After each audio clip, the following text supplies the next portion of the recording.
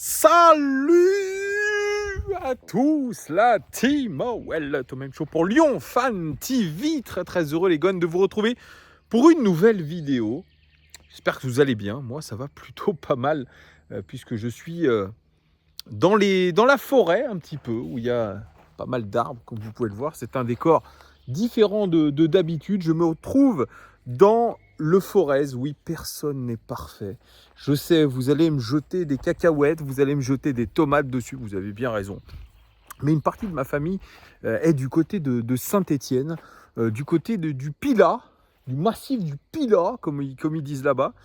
Donc oui, je sais, c'est une partie de moi que je renie un petit peu, mais c'est comme ça. Mais en tout cas, ça permet de profiter quand même aussi de la nature et de se ressourcer aussi parfois. Bref, je vous raconte ma vie. N'hésitez pas, les amis, à vous abonner si vous n'êtes pas abonné à cette chaîne, c'est très important. N'hésitez pas aussi à mettre un like, c'est très important. Et puis à commenter ces vidéos. Je vous remercie vraiment de votre fidélité. Comme d'habitude, je mets un point d'honneur à vous le dire à chaque fois, à vous remercier. Parce que vraiment, si cette chaîne continue de monter, c'est avant tout grâce à vous. Grâce à votre soutien, grâce au débat que nous créons sur cette chaîne. Et comme je vous l'ai dit, tout au long de la saison et là, tout au long du mercato, je vous ferai des vidéos pour débriefer un petit peu l'actu du club, puisqu'il y en a et il y en aura de cette actualité. Et d'ailleurs, c'est une vidéo OL Daily Mercato, les seules vidéos qui vous permettront de suivre tout au long de la période de mercato et de trêve cette actualité. Alors, première chose. Oussem Aouar a signé, ou devrait signer, alors on dit a ou devrait, j'en sais rien, mais en tout cas, c'est fait avec l'AS Rome. Je vous avais fait une vidéo comme quoi, il y a un mois ou quelque chose comme ça, les contacts avaient été établis. Fabrizio Romano, le spécialiste italien du mercato, l'avait dit. Tout était réglé pour que Oussem Aouar signe avec l'AS Roma, avec le club de José Mourinho. Je serais très curieux de savoir comment ça va se passer. Si José Mourinho décide de rester à la Roma, c'est une destination plutôt prestigieuse. Alors, il aurait eu le Napoli aussi sur les rangs. Il aurait eu l'AC Milan. Oussem Aouar qui finit à l'Olympique Lyonnais dans l'anonymat le plus complet. J'ai commencé par ça parce que il a fait une lettre ouverte. Bon, où il raconte comme quoi il sera toujours amoureux de l'Olympique Lyonnais, un club pour qui son cœur battra toujours et bat encore plus. Voilà, donc il nous a sorti les violons un petit peu à la Benzema à sa sortie du Real hier d'ailleurs, en conférence de presse de départ pour Karim Benzema. Eh bien là, c'est une lettre. Et il règle un tout petit peu ses comptes, mais vous savez, c'est toujours ce règlement de compte où on ne veut pas trop en dire. On essaye de créer le truc, mais on ne veut pas trop en dire, on ne veut pas se mouiller. En gros, il dit, alors ça c'est ça qui est fou, qu'il voulait partir de l'Olympique Lyonnais il y a 3 ans déjà. Ah oui, donc apparemment amoureux du club, mais il voulait partir. Mais apparemment, une guerre d'ego l'aurait empêché de partir. Mais la vérité éclatera un jour. Ça vous rappelle quelque chose? Oui, ça vous rappelle l'affaire Galtier avec l'OGC Nice où, vous inquiétez pas, la vérité va arriver très vite. Donc ça, c'est insupportable d'avoir ce genre de message. Je règle mes comptes, mais je ne les règle pas vraiment. Mais je ne devrais même pas vous dire ça, les gars. Parce que, déjà, vous le savez, il y a 1 an pile poil, j'ai subi un coup de pression de la part d'Oussem Aouar à la reprise de l'entraînement. Voilà, donc ça, je ne vais pas revenir sur cette histoire où il m'avait reconnu et il m'avait demandé si je parlais bien des joueurs sur ma chaîne, que attention, si ça continue, je ne vous détaille pas ce qu'il m'a dit, mais en gros, faites bien attention à vous, hein, si vous parlez mal, comme ça, un petit peu, tu vois, attention à vous. Et il n'y a pas longtemps, quand j'étais à Paris pour aller essayer de décrocher un autographe de mon idole David Beckham, une certaine personne m'a fait comprendre qu'il fallait que je fasse très attention sur les réseaux sociaux quand je parlais d'Oussem Aouar et Karim Benzema. Voilà. Il m'a dit, je te dis juste, fais attention à toi. Voilà. Alors, est-ce que c'était des menaces déguisées? Je pense pas. Mais en tout cas, on m'a dit vraiment, je ferai attention à ce que je dis. Bon, ok. C'est quelqu'un qui fait partie probablement d'entourage proche des joueurs et qui voilà, me mettait quand même en garde de tout ça.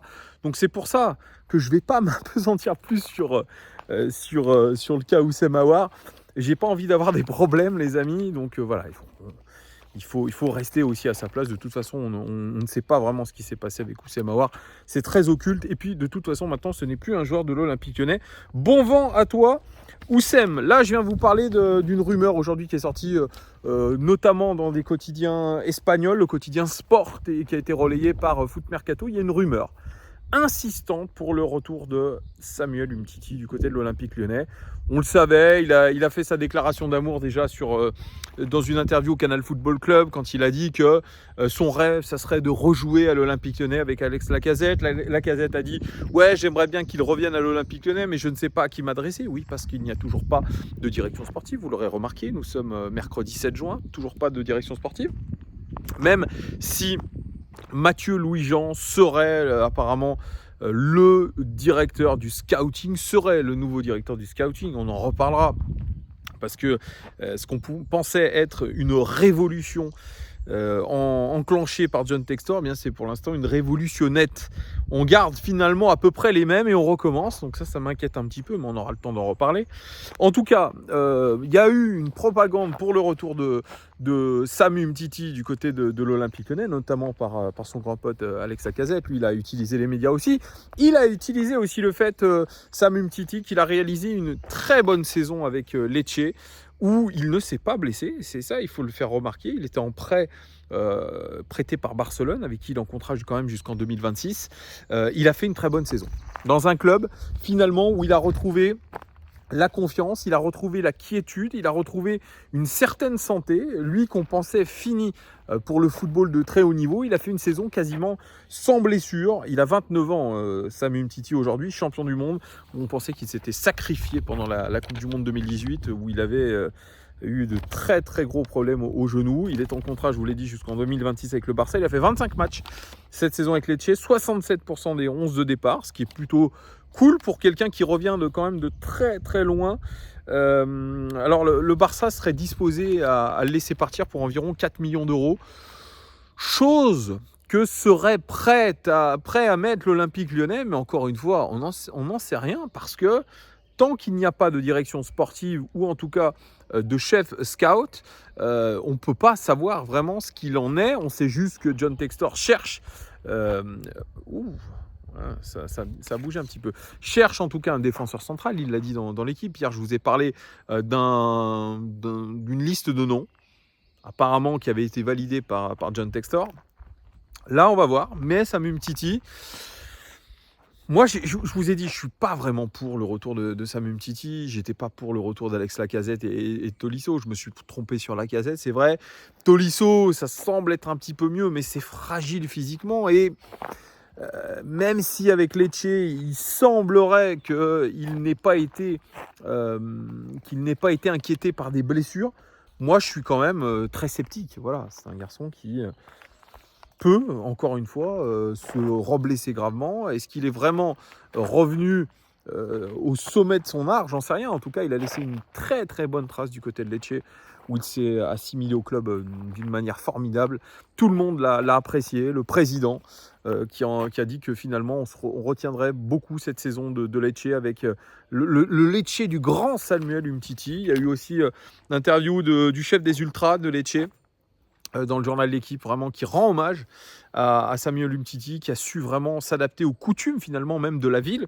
Il habitait dans une petite ville à côté de Lecce, c'est une petite maison de pêcheurs entre les champs des oliviers, les champs d'oliviers et la mer d'un autre côté. Voilà, il était dans une super ville. J'ai été voir sur Google, c'est magnifique dans les Pouilles, franchement. Et Sam, il l'a dit dans cette interview au Canal Football Club. Franchement, j'ai passé une saison incroyable. Et il s'est senti tellement bien, il a retrouvé des sensations. Et je pense qu'il est triste. Hein. Je pense qu'il est triste d'avoir quitté Lecce, hein, c'est sûr. Mais bon, voilà, aujourd'hui, on est sur un Samuel Umtiti. Je crois que j'ai avalé un petit moucheron. Je reviens tout de suite. Je suis revenu à Lyon pour finir cette vidéo. Non, je ne me suis pas étouffé avec le moucheron que j'ai mangé dans le Forez. Mais je suis revenu vous faire cette fin de vidéo puisque je n'ai pas fini. Je vous avais parlé de 2 pistes, celle menant à Samuel Umtiti et une autre qui mène un sacré joueur en devenir, mais qui déjà, à 23 ans, a beaucoup d'expérience. Il s'agit du Portugais Florentino Luis dit Opolvo ou Tino, comme Tino Kadewere. Opolvo, je pense que ça veut dire en portugais la pieuvre. Et Tino, ben, c'est pour Florentino, voilà, je vous dis tout. Donc milieu de terrain défensif de Benfica, champion du Portugal cette saison. Benfica avec 87 points quand même. Ils vont jouer la Ligue des Champions. Milieu de terrain défensif, sentinelle surtout, ce Florentino Luis, noté 7,01 sur 10 par WhoScored.com, ce qui est une excellente note. 33 matchs joués sous les couleurs du Benfica, 3 passes décisives, 74% des 11 de départ, donc il est quasiment titulaire incontestable dans cette équipe du Benfica, avec qui, surtout dans laquelle il a été formé, puisqu'il a évolué la grande majeure partie de sa très jeune carrière au Benfica, mais ça n'a pas été rectiligne. Il s'est montré aux yeux du monde en 2019, lors du titre du Benfica de 2019. Il a montré son talent au monde entier, à l'Europe entière. Et dans cette équipe, rappelez-vous, il y avait Haris Seferovic, le Suisse, et Joao Félix, lui aussi, qui s'est montré au monde en 2019. Et il était vraiment au sommet de son art. Et après, bizarrement, eh bien, il est tombé un petit peu dans les oubliettes parce qu'il y a eu des problèmes de confiance, des problèmes peut-être un petit peu psychologiques aussi, mentaux, où il n'a pas réussi à trouver un second souffle après cette année extraordinaire. Donc, il a eu ce gros passage à vide qu'il a d'ailleurs rapporté plus tard. Il a dit, c'est vrai, j'avais des gros soucis, notamment dans la préparation mentale. Et le fait aujourd'hui d'avoir fondé une famille, d'avoir un enfant, eh bien, m'a permis de devenir plus mature.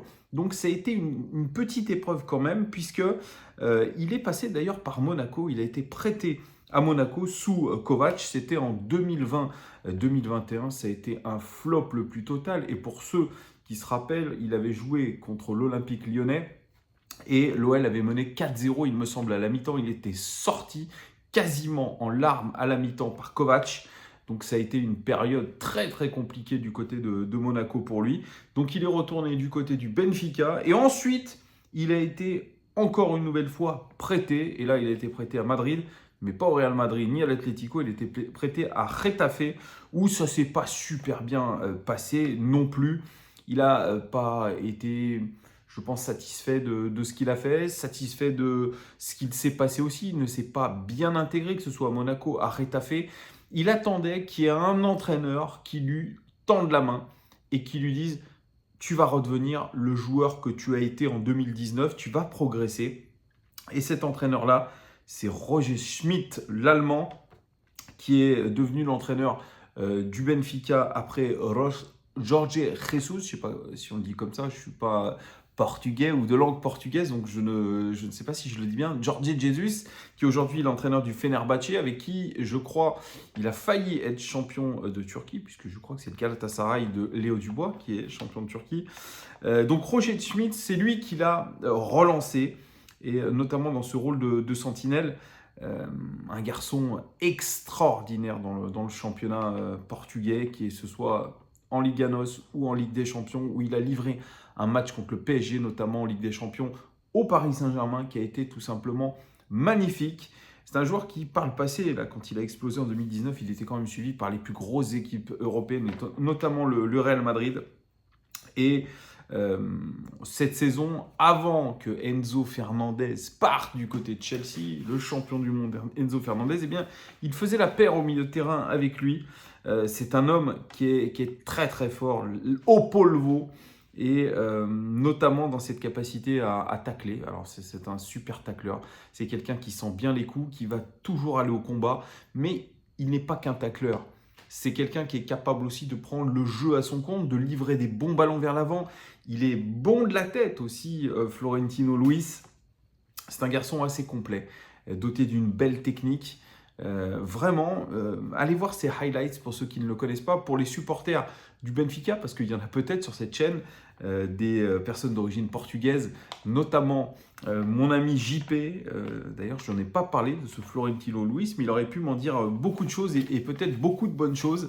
Mais en tout cas, l'Olympique lyonnais serait sur les rangs de Florentino Luis. Est-ce que cela va se concrétiser? J'en sais rien. C'est, je pense, un coût de l'ordre d'une vingtaine, 20-25 millions d'euros, hein, parce que imaginez que au sortir d'une saison comme ça, il est forcément convoité, mais dans l'idéal, dans ce qu'on aimerait en termes de qualité, en termes d'engagement physique, en termes d'expérience, eh bien, c'est tout à fait ce qu'il nous faudrait, c'est tout à fait ce qu'on recherchait déjà cet hiver, une sentinelle forte. Alors, Laurent Blanc, lui, veut de l'expérience dans cette équipe.